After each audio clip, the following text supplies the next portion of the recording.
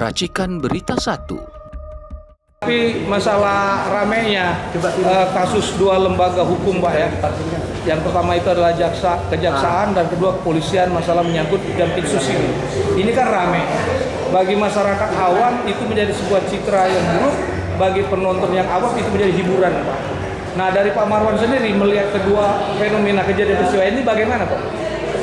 Ya, terima kasih. Assalamualaikum warahmatullahi wabarakatuh.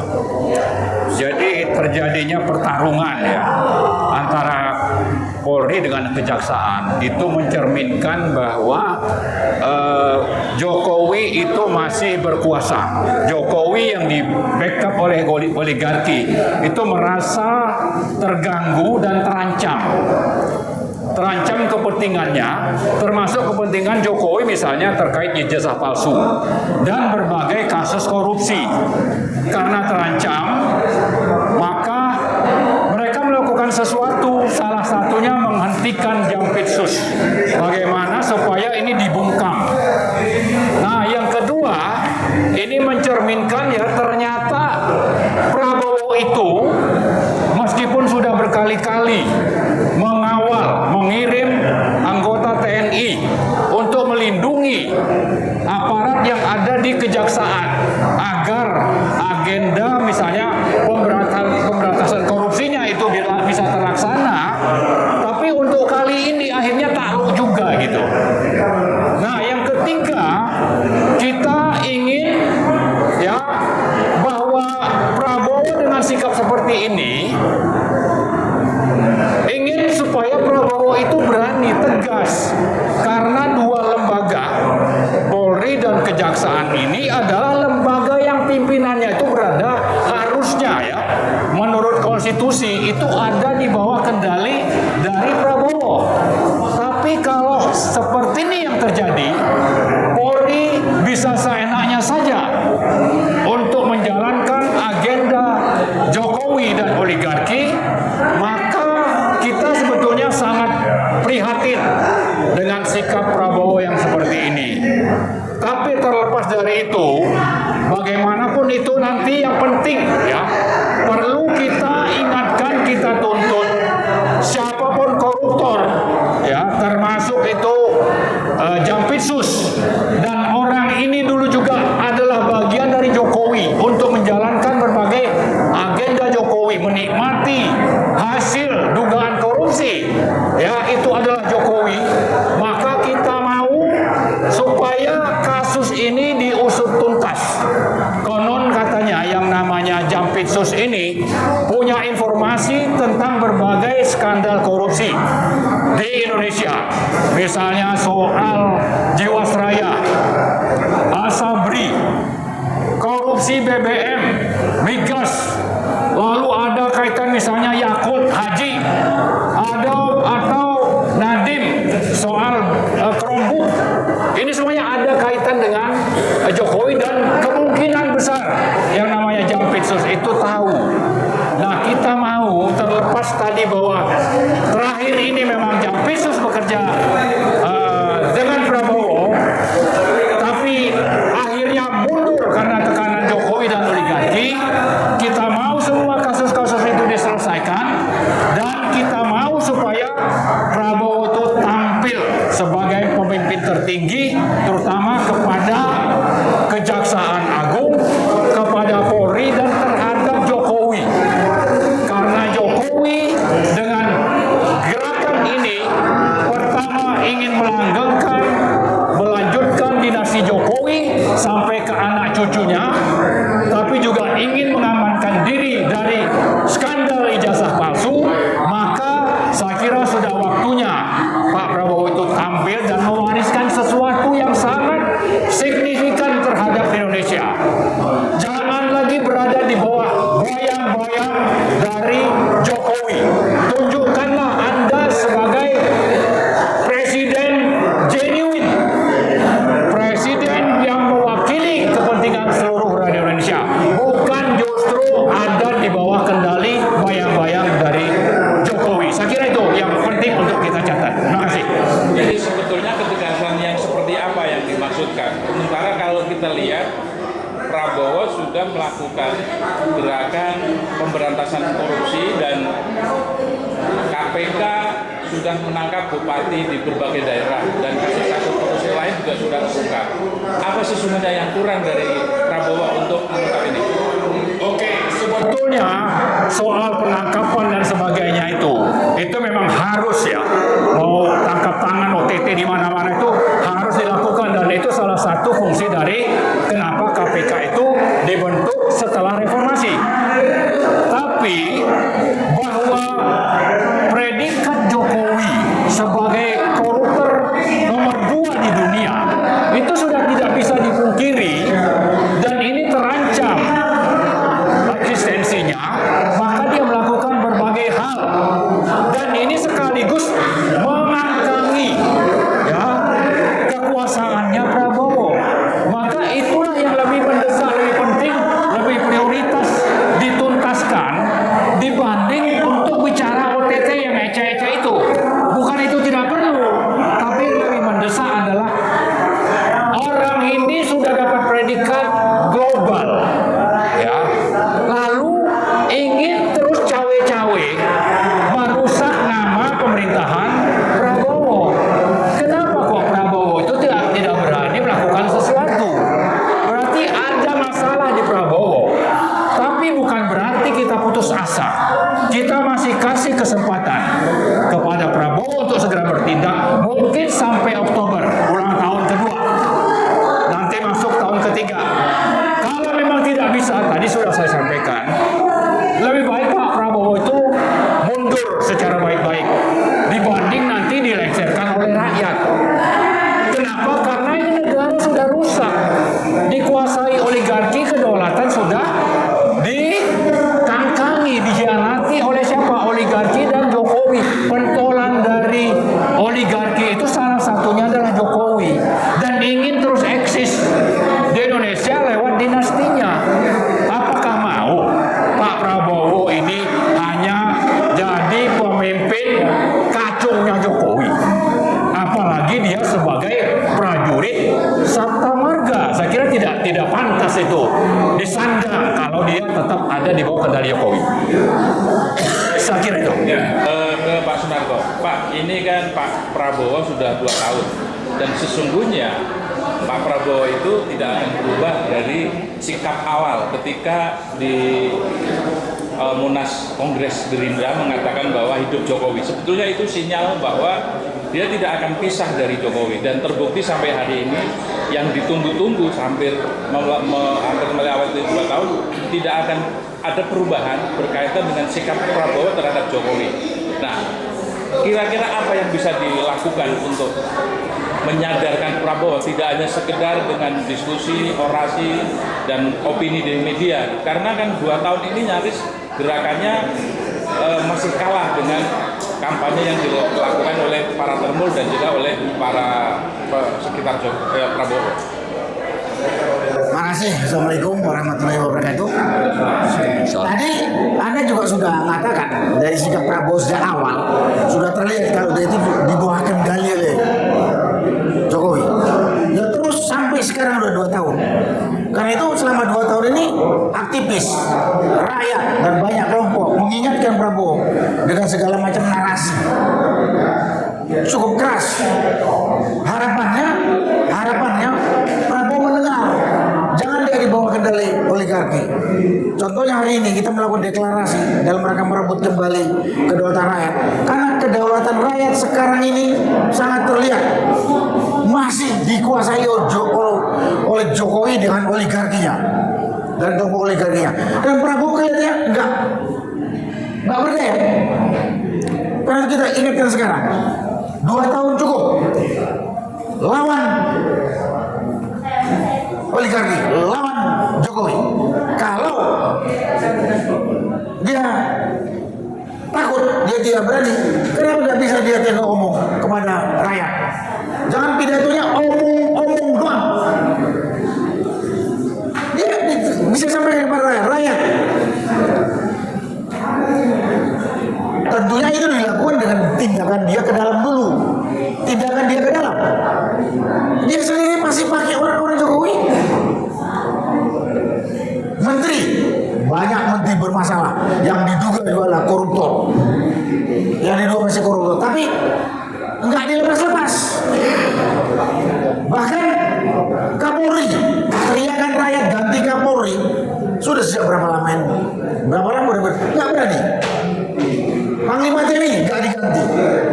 Prabowo sendiri telah merusak sistem dari mengangkat si Teddy sebagai seskap, sama dia menggandeng Gibran yang melanggar konstitusi, dan sekarang juga dia tetap mempertahankan orang-orang ini. Jadi kita mengingatkan sampai hari ini rakyat masih mau menyampaikan dengan harapan Prabowo memperbaiki. Kalau nggak mampu, seperti yang dikatakan Pak Parwandi, mundur. Sekarang saya sampaikan aja, rakyat banyak sudah mengatakan bahwa Prabowo itu bonekanya Jokowi. Rakyat banyak menyampaikan Prabowo itu takut pada Jokowi. Rakyat sudah mengatakan rakyat siap berkorban untuk membackup Prabowo, tapi nggak dilakukan. Ya tunggu saya rakyat mana? Tadi Anda bilang Prabowo sudah melakukan penangkapan beberapa koruptor. Ya yang kelas kambing, kelas gajah atau kelas paus itu si Jokowi. Dan pemberantasan korupsi kalau mau bersih dimulai dari atas. Tentunya sebelum nangkap Jokowi, itu menteri-menteri bermasalah itu atau wamen bermasalah itu yang diduga koruptor, itu dulu ganti. Itu yang kita harapkan. Nyatanya tidak. Karena itu rakyat, termasuk saya, mengatakan Prabowo itu penakut terhadap oligarki. Prabowo itu takut pada Jokowi dan oligarki. Rakyat sudah menawarkan untuk membackup, melawan. Kenapa nggak dilakukan? Sudah 2 tahun. Jadi kalau ditanya apa langkah yang harus dilakukan? Ya tadi kalau saya dulu mengatakan dia masih pakai sapu kotor. Dia masih pakai sapu yang sangat kotor. Gimana mau bersih yang dibersihkan sama dia? Dan pemberantasan korupsi itu tidak bisa dimulai dari kelas kambingnya. Top koruptor yang di atas, yang namanya Jokowi, yang sudah dinyatakan sebagai koruptor dan penjahat nomor 2 di dunia ini. Tidak dilakukan. Mudah-mudahan rakyat masih sabar sampai hari ini. Kalau enggak besok saya pun siap untuk ikut dengan rakyat menurunkan Prabowo yang kita anggap memang tidak mampu menyuarakan kepentingan rakyat. Padahal dia dipilih oleh rakyat, digaji oleh rakyat. Omong doang. Termasuk di sini yang harus dibubarkan adalah DPR. Nikmatin hidup dari gaji rakyat, tidak melaksanakan amanah rakyat. Kedua-duanya bertanggung jawab. Prabowo dengan kabinetnya, DPR yang diam saja menikmati gaji. Itu kita minta turun. Kalau tidak ya tunggu-tunggu deh revolusi rakyat seperti tahun 98. Enggak aneh. Bahkan rakyat sudah mengharapkan itu karena udah nggak sabar 2 tahun. 2 tahun cukup lama. Tadi sampai saya singgung. Pak Prabowo ini punya background sama dengan tentara. Tentara itu faktor kecepatan itu diperlukan. Faktor kecepatan diperlukan. Karena itu kecepatan bagian dari kekuatan. Dia sudah 2 tahun. Nggak usah lagi alasan. Oh, strategi. Karena kepengecutan atau ketakutan Prabowo terhadap Jokowi dan oligarki ini sudah terbaca bagi kita. Itu yang bisa saya sampaikan. Sekali lagi, kalau ditanya bagaimana yang harus dilakukan Prabowo, bersihkan dulu kabinetnya, bersihkan dulu tokoh puncak koruptornya Jokowi, baru ke bawah. Sekian, terima kasih. Ya, untuk Pak Moreno, mungkin nggak pola perjuangannya diubah? Misalnya berkunjung ke rumah Pak Prabowo di Hambalang atau di istana gitu, kelompok GMKR ini misalnya, mungkin nggak itu dilakukan?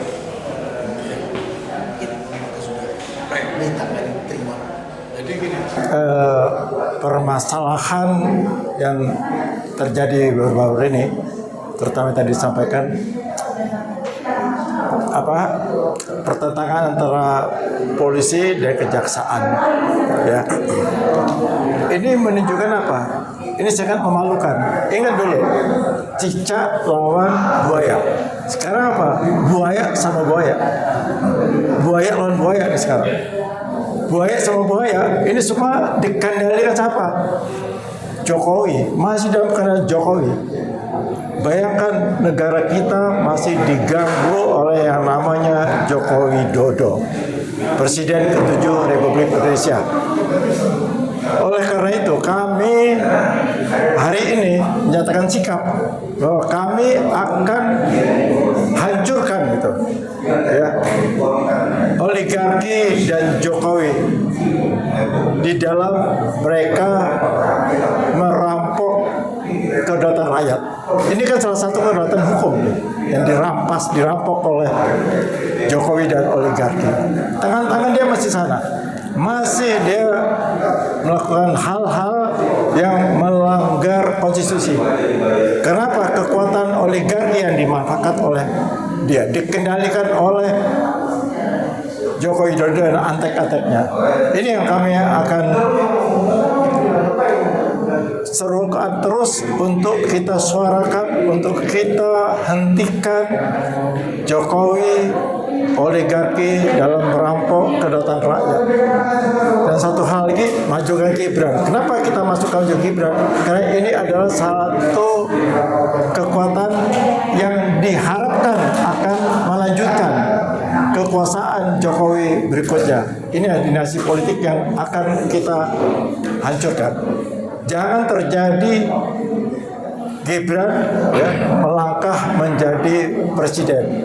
Menjadi wakil presidennya kami tidak rela. Ya, kami tidak rela. Dan kalau tadi Anda menanyakan apakah kita ke rumah Prabowo atau ke istana, ini tahapan berikutnya. Kalau rakyat sudah tidak tahan dengan situasi seperti ini tidak lepas kemungkinan bahwa ini akan bisa terjadi. Kenapa?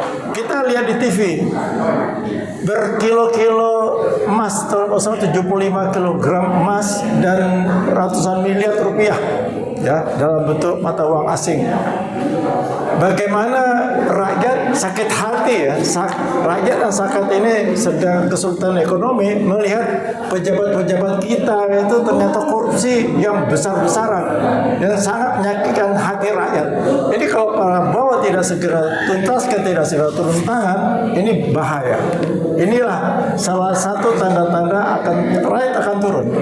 Rakyat akan turun ke jalan karena sudah tidak bisa menerima ketidakpastian dari hal-hal yang dilakukan oleh pejabat-pejabat korup. Kejaksaan yang kita anggap atau saya terutama menganggap bahwa ini akan menyangi polisi di dalam hal untuk memberantas korupsi, ternyata lebih parah lagi, ternyata dia juga korup. Ya, ini baru kedapatan satu orang pejabat loh. Saya yakin pejabat lain juga akan berlaku yang sama karena kesempatan pejabat kejaksaan itu untuk melakukan mengkorupsi hal-hal yang seperti yang dilakukan oleh yang kita lihat tadi malam itu di TV itu pasti akan dilakukan. Ini berarti Parcok itu tambah. Tadinya ke Parcok itu kami polisi, ternyata Parcok itu ada lagi kejaksaan. Jadi memang betul geng SOP ini betul-betul masih dikendalikan oleh Jokowi, yaitu geng Solo, geng oligarki, dan geng Parcok. Parcok itu ternyata tambah lagi. Ternyata kejaksaan juga masih di bawah bayang-bayang Jokowi. Baik, ke Pak Rizal. Kira-kira bagaimana perkembangan dari kasus pengusutan ijazah palsu Jokowi ini? Kan kita lihat pihak Jokowi itu paling senang untuk memecah belah. Apalagi yang terakhir kemudian ada perpecahan antara Ahmad Khosinuddin dengan Refli Harun. Nah, kira-kira seperti apa nasibnya dari dua perkara yang diajukan berbeda itu dari Tifa maupun Roy Suryo? Ya, saya kira bahwa upaya-upaya hukum itu selalu dilakukan dengan mungkin pola-polanya. Gitu. Katakanlah kalau polanya Roy Suryo melalui pra-peradilan, gitu kan, melalui proses prosedur yang tidak benar gitu. Tapi dari sisi Tifa langsung kepada masalah pokoknya, tidak melalui pra-peradilan. Tapi dia akan berjuangnya untuk prosedur yang salahnya dari eksepsi gitu, perlawanan. Jadi ada titik temu antara Roy Suryo dengan Tifa gitu kan, dari sisi perlawanan hukum. Yang dikhawatirkan atau masyarakat sedang menuntut ini adalah soal kehadirannya Joko Widodo di persidangan. Tuh, jadi sebetulnya itu yang diharapkan gitu oleh publik. Nah, kekhawatirannya adalah kalau misalnya pra-peradilan menang, kemudian eksepsi dikabulkan, berarti kan tidak ada lagi ruang untuk datangnya Jokowi di pengadilan. Gitu. Makanya di sini warning, gitu, jangan sampai itu adalah satu strategi gitu kan dari Jokowi yang mungkin juga ditangkap dan dimanfaatkan juga gitu kan oleh mungkin Roy, mungkin juga Tifa gitu kan, sehingga ada win-win. Tapi publik kecewa gitu kan, karena yang dituntut oleh publik adalah bagaimana Jokowi hadir di persidangan, kemudian dia membuktikan tentang asli dan palsunya ijazah itu. Jadi itu warning, kelihatannya warning gitu kan. Nah, dari sisi yang lain, sebenarnya tersangka lain kan ada saya, ada Rustam, ada juga Kurnia gitu kan, yang sedang berjuang juga untuk melakukan pembuktian tentang status ijazah Joko Widodo ini.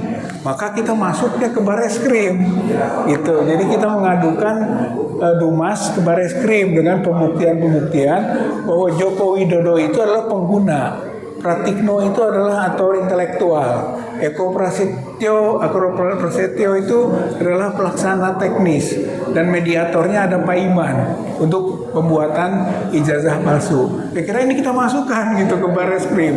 Jadi ada upaya yang lain gitu, ada dua desain gitu kan untuk membuktikan ijazah Joko Widodo itu palsu. Satu desain di ruangnya Roy dan Tifa gitu kan, bahwa itu harus sampai ke persidangan gitu. Itu maksud desainnya, agar Jokowi datang, Jokowi membuktikan, jaksa juga mengoptimalkan proses pembuktian dokumen dan seterusnya kan gitu.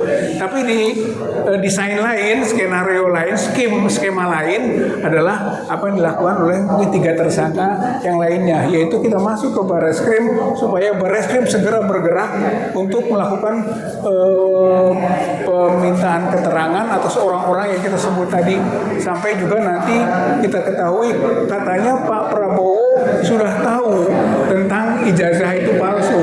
Berarti sebenarnya nanti Bareskrim harus bisa minta keterangan Prabowo, dan Prabowo jadi saksi. Kalau misalnya dia tidak mau menjadi saksi, berarti dia melakukan pembiaran atas suatu kejahatan, namanya crime by omission. Crime by omission adalah pembiaran atas kejahatan. Jadi akan sampai ke situ. Mereka itu skandal ini skandal nasional, bahkan skandal internasional, dan akan melibatkan banyak orang dan banyak petinggi-petinggi negara juga, walaupun kasusnya hanya selembar ijazah itu. Ya, baik, terakhir nih Pak, nanti boleh dijawab siapa saja, tapi Pak Marwan dulu. Jadi sebetulnya yang disebut common enemy itu udah jelas ya, Jokowi.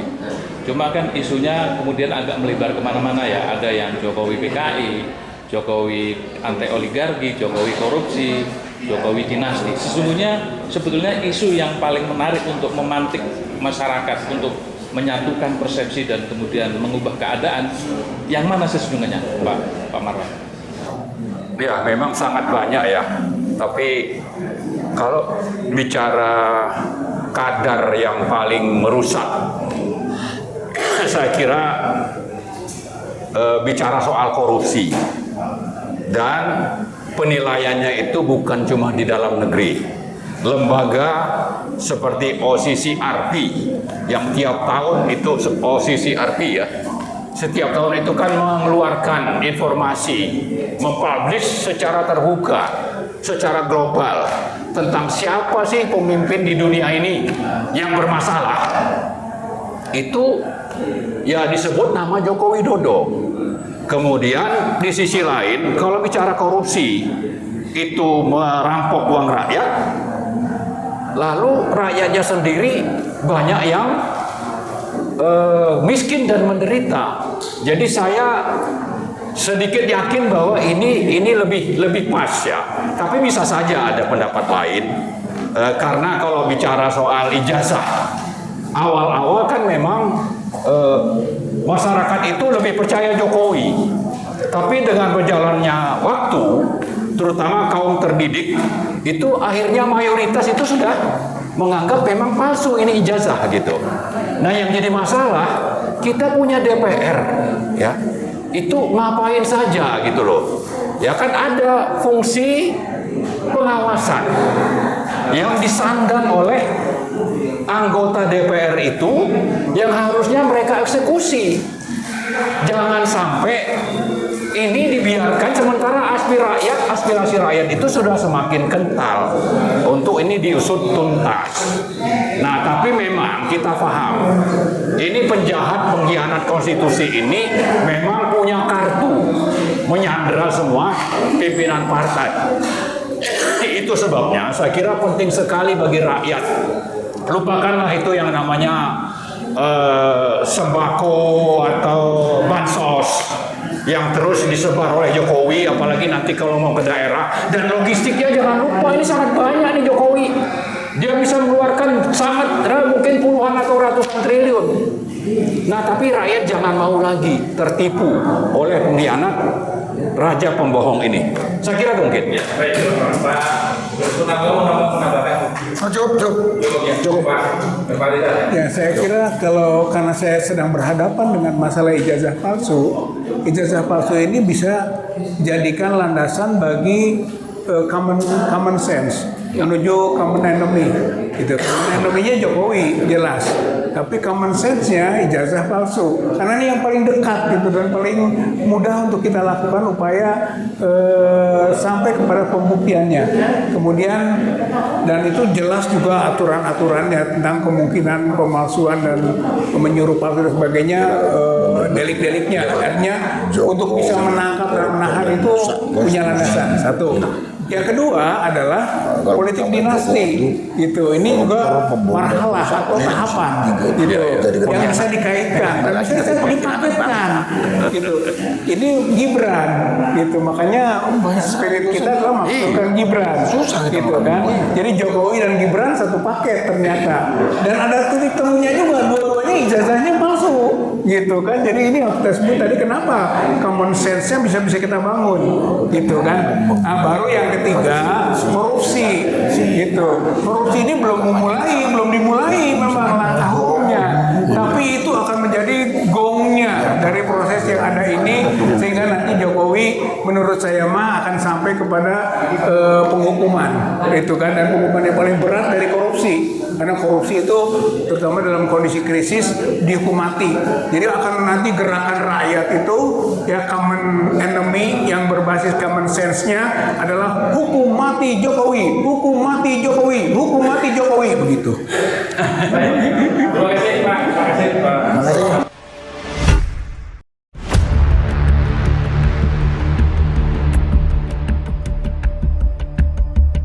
Racikan Berita 1.